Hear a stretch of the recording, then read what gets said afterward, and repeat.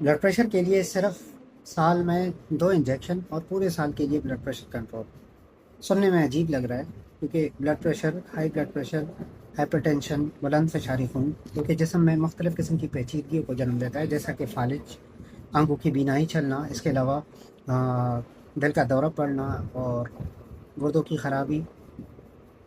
جس کے لیے مریض کو روزانہ مختلف قسم کی ادویات لینی پڑتی ہے، جس کے لیے کبھی سنگل پل، کبھی کمبینیشن پل، اس کے علاوہ ملٹی ڈرگس پہ بھی پیشنٹ کو ڈالا جاتا ہے تاکہ بلڈ پریشر کو کنٹرول کیا جا سکے. تو اب ایک نئی ریسرچ چل رہی ہے جس کے لیے کلینکل ٹرائلز آن گوئنگ ہے، اور اس میں یہ اسٹیبلش کیا گیا ہے،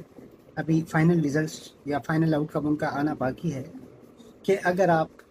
بلڈ پریشر کے جڑ کو کنٹرول کر لو تو شاخ خود بخود گر جائے گی. تو یہ ایک نئی ڈرگ جس کو ہم کہتے ہیں سب کیوٹینیس انٹرفیرنس آف RNA، جو کہ ذیل بسران کے نام سے یہ ڈرگ آئی ہے، اور یہ جگر کو مجبور کرتی ہے کہ آپ جو بنیادی سٹیپ ہے بلڈ پریشر کے میکینزم کا، اس کو کنٹرول کریں، جس کو مطلب اینجیوٹنسینوجن کی پروڈکشن ہے جو بنیادی طور پر جگر کرتی ہے. تو اب یہ ریسرچ چل رہی ہے کہ جگر پر کام کر کے اینجیوٹنسینوجن کی جو پروڈکشن ہے اس کو کم کرے اور رینین اینجیوٹنسین الڈوسٹیرون سسٹم کو سپریس کرے for longer duration of time, جس سے بلڈ پریشر لمبے عرصے کے لیے کنٹرول ہو جائے گا. تو اس پہ جو ٹرائل چل رہی ہے اس کو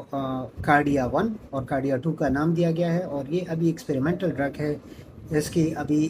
جو ہے فائنل اپروول نہیں ہوئی ہے for wide spread clinical use, اور پاکستان میں بھی یہ ڈرگ اویلیبل نہیں ہے. لیکن ہم امید کرتے ہیں کہ یہ